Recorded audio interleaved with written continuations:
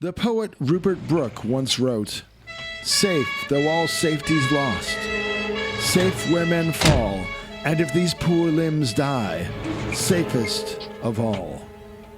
And of course, we have all heard it said that there is safety in numbers. But safety from what?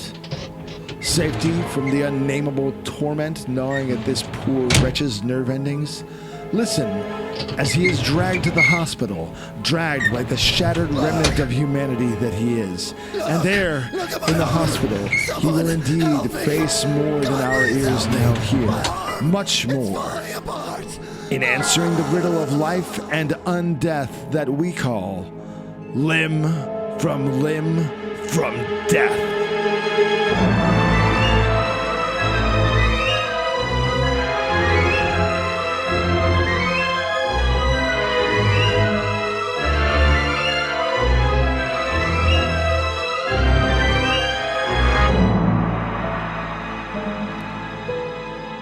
A note from our editors. This story has to go down as one of the most gruesome, horrible tales ever written and illustrated. Yet, it holds a fascination that made us read it through. And thus, it is our pleasure to share it with you.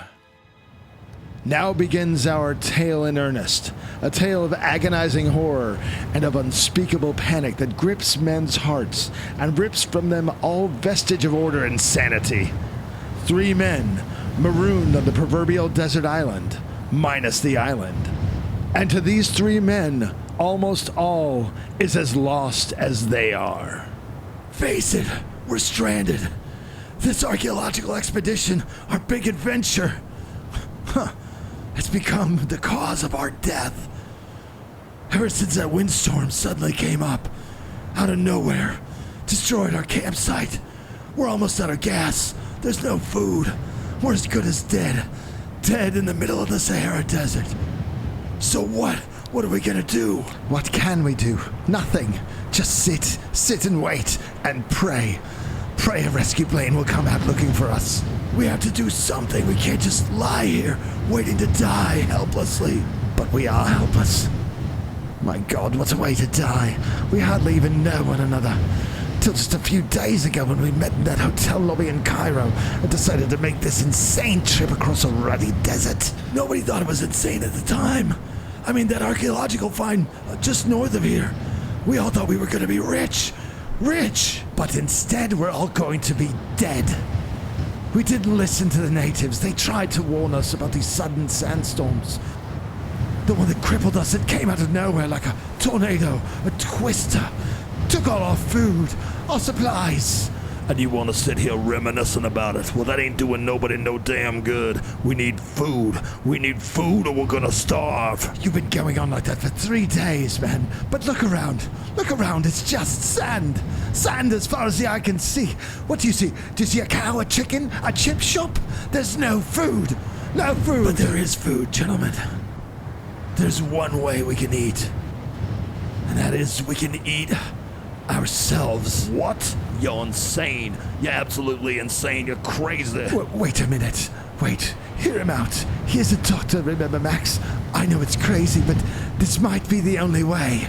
Edgar's talking sense, Max. I am a doctor. I can amputate a limb, and we can eat. Stay alive at least until help does come. I've got to believe they're going to find us eventually. Yes, of course. That's all well and good, but whose limb will it be? Rather conveniently, Doctor, it can't be one of yours, as I suppose you'll need both your hands to operate. So we'll, have to draw straws for it? And so an agreement is set between the doctor and his erstwhile patients. They draw straws to see who will go first, who will be the first to lose a limb. The shortest straw is pulled by the unfortunate Edgar Wilde. Oh, God. Why me? Sod's law, of course. Why me first? Why? The straws were drawn fairly. You agreed. We all did. And if in 3 days' time, no help comes, then it's Max's turn. But what about you, Doctor? It's not fair. What about you, Doctor? What about you? This sounds crazy. I mean, it is crazy. I must be losing my mind, but look, I promise you this. If we make it back to civilization, I'll have one of my arms amputated. That way, we'll all make an equal contribution, all right? I'll have my arm taken off. Now listen, before I say anything else insane that I know I'll regret, give me your arm. Max, get over here. Come here. Hold him down, man. Hold him still. The pain's it's gonna be awful. We have no anesthetic. He's gonna be in agony. Hold him. His arm's not off yet. Hold him. Soon, a fire is struck, and the smell of burning flesh wafts through the dry desert air. Until... My God, this is grotesque. It's horrible. I think I'm gonna be sick. It's horrible, but it is filling. I've read that human flesh was distasteful, but it's not. It's actually kind of pleasant. My God, man, that's my flesh you're eating. How can you just discuss it like it's a Sunday roast?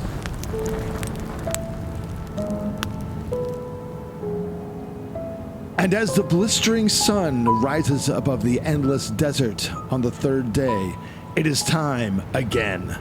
Maxwell squirms. He witnessed Wilde's agony firsthand as his arm was removed. He watched as the doctor struggled to bandage the gaping, hemorrhaging wound where Wilde's arm once was. And he knows that he is next. Damn it, Wilde. Hold him. Sit on him if you have to. What do you think I'm doing? Hold him down. He's struggling like mad. Hold him down. Stop, damn you. It's almost off. Pain. My God, the pain. My God. I know, man, I know. But the pain will fade. Someday the pain and all of this will just be a memory. But now, you gotta eat. Come on. Come over here. You have to eat. You need nourishment. Once again, the stench of roasting flesh rises above the desert as the grotesque repast is prepared. You promised, Stuart. You swore when or if we are rescued. You remember your oath to us. You remember. I will remember. I swear it. I'll remember. But the meal is interrupted. Do you hear that? That noise? Oh, God. Please let it be. It's a fake. It's a humming. What is it? I hear it too. Look. Oh, my God. My God, it's a helicopter. We're saved. We've been saved. We're saved. My God. It's a miracle. It's a bloody miracle. I never thought I honestly, I didn't let myself dare hope that we'd be saved. But this doesn't change things, Stuart. This doesn't change things for you. Not for you. You swore to us, remember? We want that arm. We want it, Stuart. Don't you dare try and squirm out of it. Wilde's words are cruel and uncivilized, but then the desert is a cruel, uncivilized place, worlds away from Boston and the halls of academia. Yet still, those words echo through the mind of Dr. Frederick Stewart. Even here in civilized Boston, even here in his ivory tower, he has a commitment to fulfill. What was I thinking?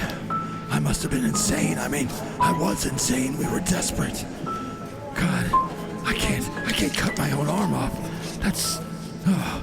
But they'll never rest. I swore to them. They want their pound of flesh.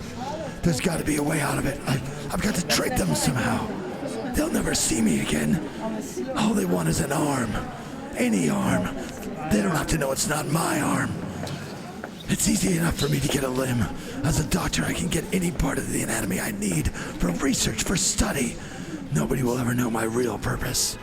Triumphant, the doctor heads to the city mortuary, where, after a few formalities and some paperwork, he procures a human limb, saws it in two, and prepares it to be mailed to his former partners. As his scheme comes to fruition, the sense of fright leaves him and is replaced by a gloating satisfaction, for he has thwarted an oath sworn in blood, but not his blood. Professor Edgar Wilde, University of Berkshire, Kent, England. That does it. Ready for shipping. They'll each get a half of a severed arm and be none the wiser. The package is sealed and Frederick Stewart's deception is complete. That evening, seeking to close this grisly chapter of his life, he heads for a celebratory drink with a colleague. Frederick, what is it? You look as if you're in pain. Are you all right? I don't know. I feel... What? Please excuse me for a minute. My arm, it feels like something's gnawing away at it. Dear God, this can't be happening. It's not even possible. It doesn't make sense. Scabs all over my arm. And the pain is unbearable.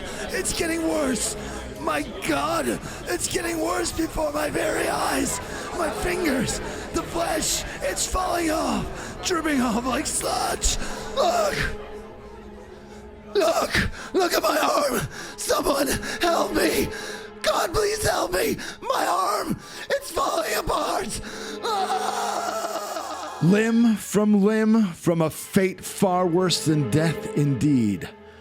For is it not also said that a man who breaks his oath is no longer a man at all, but a cowering mockery, a fraud?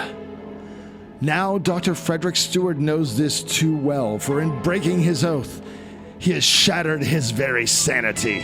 I've seen nuts before, offered a hit, but this guy's a real Lulu. Yeah, he keeps ranting on and on about his arm being some kind of bloody stump or something.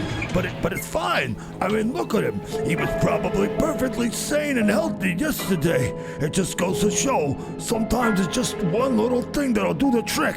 And the old mind will just snap. Like that. Yes, his mind has snapped like other little things. Arteries, tendons, veins, and tiny slender little bones. Lots of little things like that can just snap.